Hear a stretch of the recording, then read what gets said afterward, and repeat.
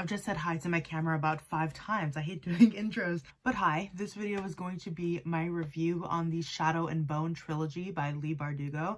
It's the middle of the night, so I'm trying to like not be super loud. Nobody can hear me, but I still feel like I'm being loud. So, funny story, I actually just got this dress today, and I was trying it on earlier, and I was looking, because I have this like kind of body mirror. It's like this tall, it's not that tall, but I was trying to put it up against my wall, and I was gonna like step back to take a look at it because it goes past the knee, and it literally, it fell, and before I could catch it, the corner landed straight on my foot, and I have a gash and like a bruise that is covering the entire left side of my left foot. I won't show you because that's disgusting, but just know that's there. It's just, yeah. But anyways, this video is going to be, like I said, my review on the, whoa, that was not planned. Are we back? Are you good? Okay. Like I said, this is going to be my review. So that 3 times already. So the Shadow and Bone Trilogy, they were the first books I read this year. The majority of the books, if all the books that I've read so far, are by Leigh Bardugo. And so for a while I was like not wanting to really do reviews anymore because I was like, it just takes so much time and effort. But then I didn't do them for 5 books, and then I was like, you know what, I kind of miss it, so I might do some reviews in video form. But what I did do at the beginning of the year is I bought this journal from Amazon. I think it's gorgeous. It's gold and it's just so pretty. And I've been writing down my thoughts and my reviews on what I've read and a couple movies I've seen. So I'm going to be referring to this. Usually when I do my book reviews, they're always very rambly. I try my best not to make them, like super rambly so that they're not so hard to follow. So for the first 3 books, I actually did not put any tabs in it. I did for the duology, for the Six of Crows duology. But for this one, I just read them and then I wrote down all my thoughts. And I am actually going to be doing a Six of Crows review after this because I did like it better than this trilogy and I want to talk about it. So I'm going to do that next. And for those books, they are, you know, very tabbed up. So first and foremost, the first book in the series, as you all probably know, is Shadow and Bone. I've had these books for like the pages are turning yellow. I've had these books for years on my shelves. When I was like better at being a booktuber, I would just buy a lot of books that I saw people talking about, but I never picked them up all the time. So I have that one, and then I have these 2 in hardback. So first and foremost, I wanted to start this series because I knew or had heard, like everybody else, that Netflix was going to be making these books into a TV show on Netflix. And I'm the kind of person that really likes adaptations. I don't always care, or I don't really care if they're like great adaptations. For books that I really like, I have high hopes, but I don't have high expectation, if you know what I mean. Because sometimes, especially if the author isn't really involved, the adaptations can be kind of lackluster, like they don't really grasp what we really like in the actual books.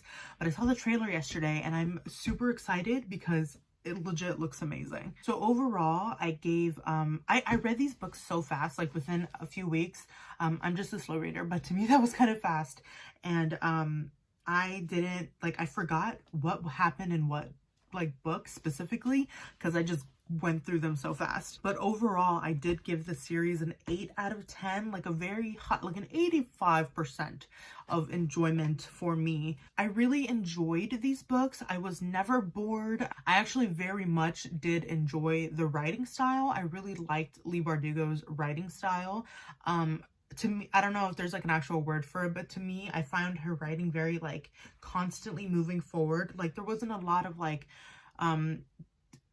Alina just pondering things. It was always just like every sentence and every paragraph really just progressed the story, and there wasn't a lot of stalling, if you know what I mean. So the show was the primary reason that I really wanted to get started on these books. I knew that I wanted to read them eventually, so I'm kind of glad that I waited until now to read them because they're all really fresh in my mind, and the show's gonna come out in like less than 2 months. I think the thing that really intrigued me about the story anyways, which is why I bought them in the first place, was that I personally, fantasy series especially are one of my favorite top like genres for books, for like young adult books especially. I really enjoy them.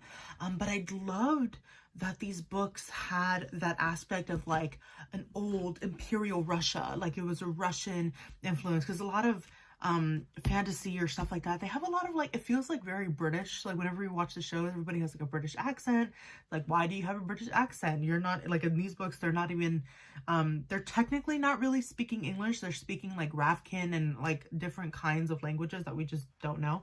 I don't mean to keep messing with my hair. I'm sorry. I feel like I do that a lot on camera. So it was really cool reading about like keftas, which is a real thing. So I would look it up and then I would imagine what they would look like. And it was just really cool, like all the colors for the Grisha and stuff like that. So it was cool to like imagine those kinds of those kinds of period clothing instead of like traditional British ones, I guess, that we could see like in a lot of different fantasy books and movies and TV shows and all kinds of stuff. So I'm going to talk about the characters in a second, but first, because apparently that's what I wrote down first, I'm going to talk about the story. So I said that I gave these books an 8 out of 10. And when I read something or when I watch something, anytime I give like, because I review every single thing, I'm sitting on a poof and it's moving. So that's why I'm moving, sorry.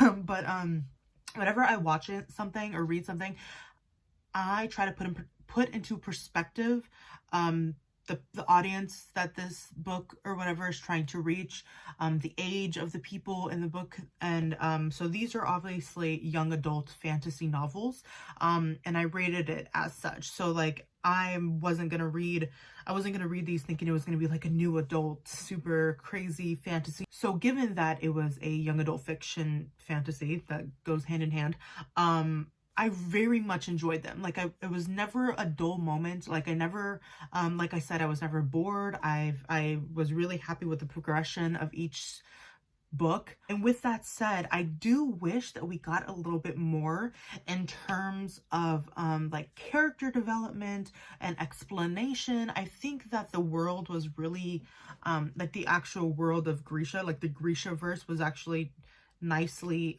described and thought out and like talked about, because you know every time you have to get into a fantasy book you have to get into like the world building. So I thought that the world building progressed really nicely with the actual story, so that like we got what was happening in terms of like when somebody was talking about a fabricator or the sun summoner, like we understood what that meant when it was being talked about.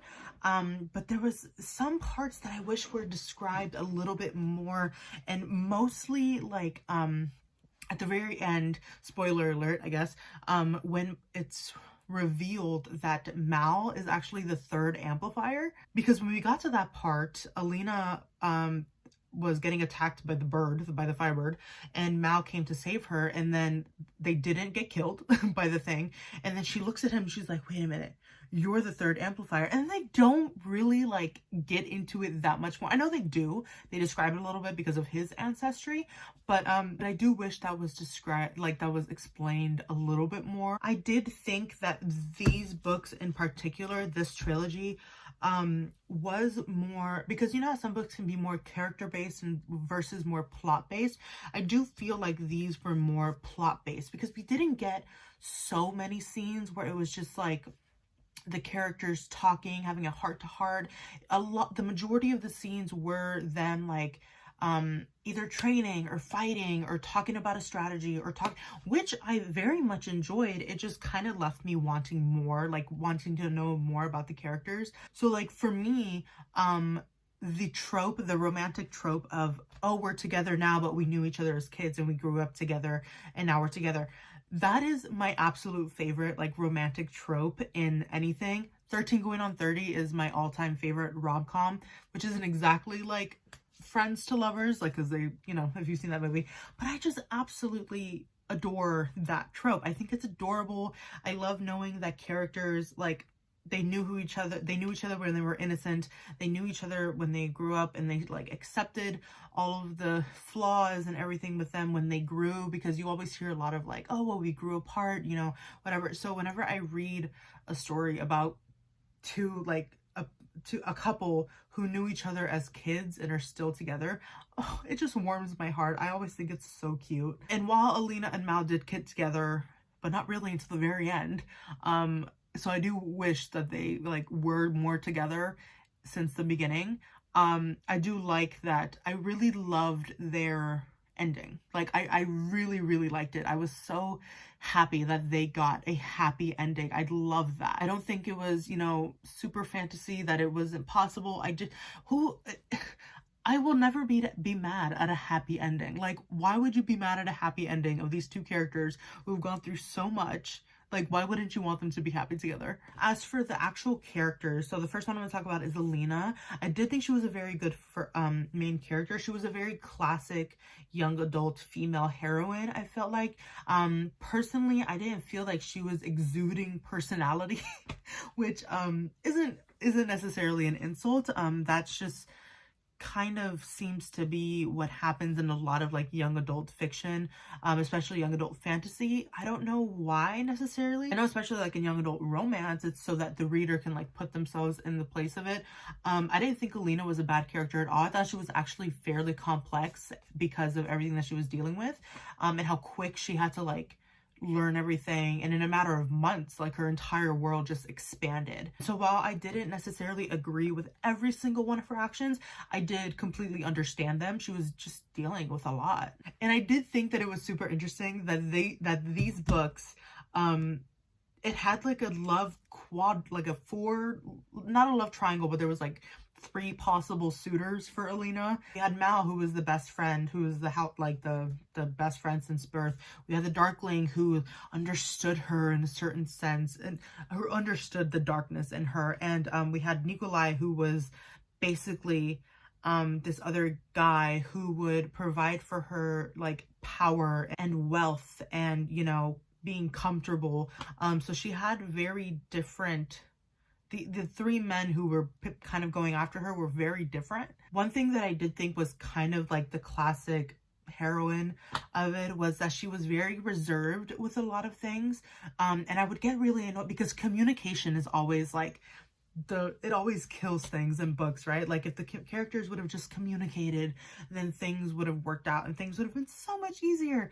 And so in the first book, Alina is basically like, I honestly don't remember like what happened in every single book, but I wished that Mal and Alina trusted Mal a little bit more. I wish that she would have trusted him enough with their history and with their friendship, that she could have trusted him with like, oh hey, by the way, whenever I close my eyes sometimes I see the Darkling and he's like coming after me.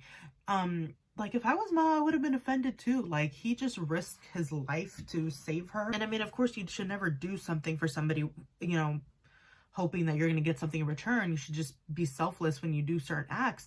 But I thought that was like kind of a slap in the face to him, that she couldn't trust him with something like that. I mean, I understand that she was scared, but you should be able to tell your best friend, let alone the guy that you're in love with, that you're like having a hard time with certain things. So I would understand why he would get offended by that and why he was a little bit upset that she just chose to keep that secret with another guy versus just sharing with him, because I don't think he would have like judged her for it. He wouldn't have given her a hard time for it. For a hot second there, Mal did kind of go the Gale route, like in Hunger Games, where he was just mad at Alina for like not talking to him, for not putting his, you know, feelings first and all that. He went to go get into fights. He was with Zoya for half a second. He gets over that really quickly. They have another conversation that doesn't necessarily solve everything, but as soon as they talk again, he snaps himself out of it, and he, if anything, becomes more loyal to her. He becomes more worried about keeping her safe and about keeping her, you know, mentally and physically okay. And I think that was just him like showing how much he loved her. Like even if she wasn't going to reciprocate those feelings, even though she did, he loved her and he was still going to do everything in his power to protect her. On to the Darkling.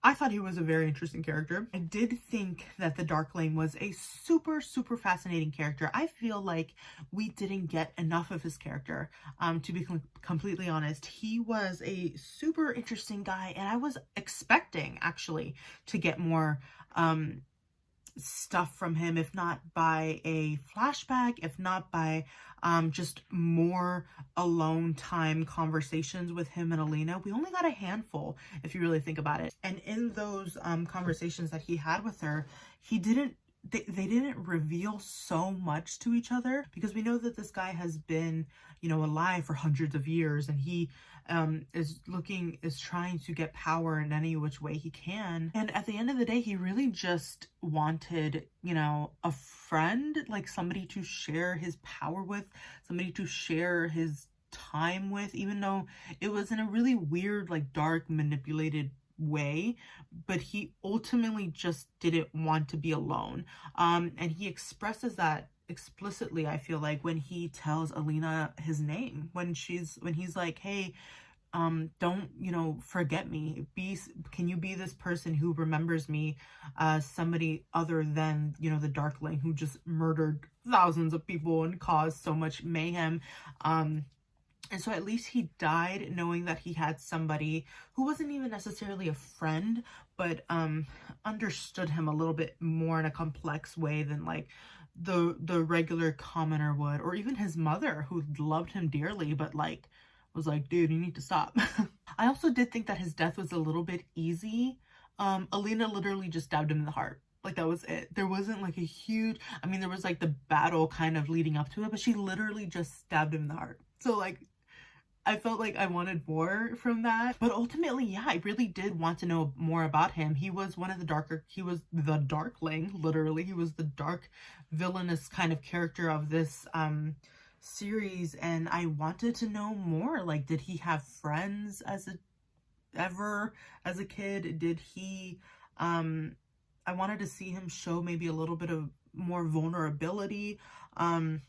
I just wanted to know more about him, because we never really got to dive deep into his character. So I almost hope that Leigh Bardugo like writes a duology of some sort, like a prequel about him. Like, I think that'd be super cool, and people would definitely buy that. I know I would. I would just love to know more about him. There were other characters like Genya and Zoya, and people like that. I really did love Genya's character, but I will say that my favorite character in the entire Shadow and Bone Grishaverse trilogy was Nikolai. I absolutely love Nikolai. We first got introduced to him as the pirate or privateer Sturmhound, something like that. I thought he was hilarious. I thought he was just great. I loved that he was this, you know, prince who, instead of staying, you know, in the castle and learning how to possibly be king one day by only staying in the castle, he decided at a young age to go out and to explore and to learn about the world and experience the people and experience different tactical ways of, you know, manipulation and all that kinds of stuff. And it wasn't because he was like power hungry.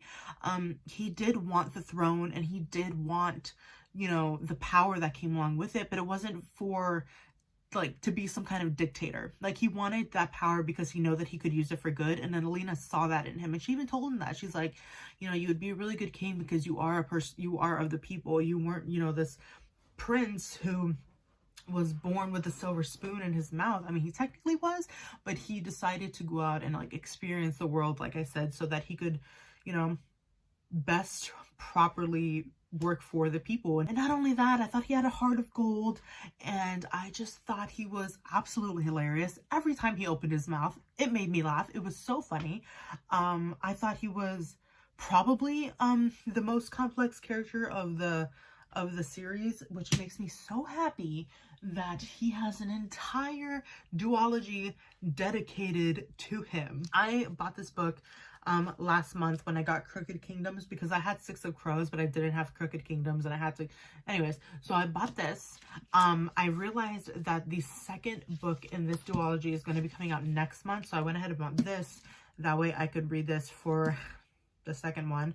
I'm so excited. I was so excited when I heard about this book. Like, the cover is gorgeous, first of all. Like, look at that.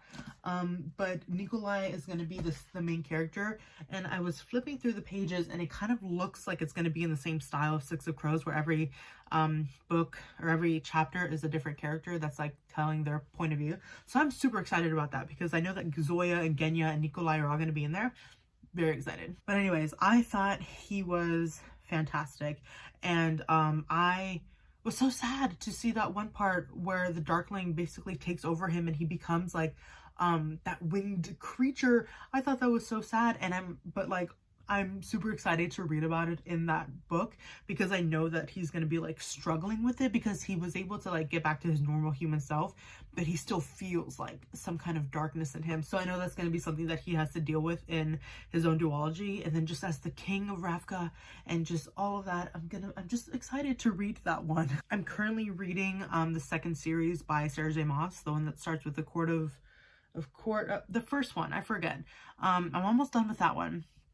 I have thoughts about that one if anybody is interested. I did very much enjoy the series. I don't think it's one that I would like read again, but which isn't necessarily a bad thing. I don't really reread that much anyways. But I did love really the progression of everything. I thought the amplifiers were super cool. Like plot device, like it was really cool to keep the story going. I thought all of the characters were really great. And I did actually very much love the ending. I loved that Nikolai ended up being the king. I love that Mal and Alina basically got their happy ending. Alina ended up, you know, it wasn't perfect. Alina lost her powers. Mal kind of lost his powers also when he realized that he couldn't track as well as he could have, and that had to do with the fact that he was an amplifier. But they ended up with each other, and they ended up opening an orphanage together so that they could help other kids that were like them and keep them in a place that was actually safe and that was actually, you know, in the best interest of the children. So I think that they got the better end of the deal at the end of the series, and everybody was just in the right place that they needed to be. And I think it was a really fantastic way to introduce the reader to the Grishaverse so that we could get into the Six of Crows duology, and so we could get into the King of Scars duology, because I have a feeling I'm gonna love that, because I loved the Six of Crows duology, and I'm about to talk about that next. In the last book, I wrote it down, the last line of Rune and Rising was, they had an ordinary life full of ordinary things, if love can ever be called that. And I just love that, because this whole story is about these people that have like magical abilities, and they're always like in the middle of a war. And I really love that it ended with just these two characters who loved each other, you know, doing what it is that they loved with each other and for others. And I like the message of that line, which is just like, you know, excitement and love. It doesn't necessarily have to come from a root of like doing like crazy things and, you know, being the king and being Saint Alina. Like, even though Alina didn't have that anymore, she still had her experiences, she still had the guy that she loved, she still had, you know, her friends who knew that she was alive and would come and visit her sometimes. So like, I did really like how it ended. Yeah, those were all of my thoughts really on this series. So if you agreed with me, or if you have different opinions, I would love to know. I really appreciate any and every comment that I get. I respond to everyone. Everyone's opinions and comments are totally valid, and I would love to have a conversation with you guys in the comments. But yeah, thank you all so much for watching, and I'm about to talk about the Six of Crows in another video, so if you want to check that out. I also have my reaction to the Shadow and Bone trailer that Netflix released a couple days ago. If you want to check that out, it's the video before this one. And yeah, thank you all so much for watching. Like I said, please leave any comments down below, and I will see you in my next video. Okay, bye.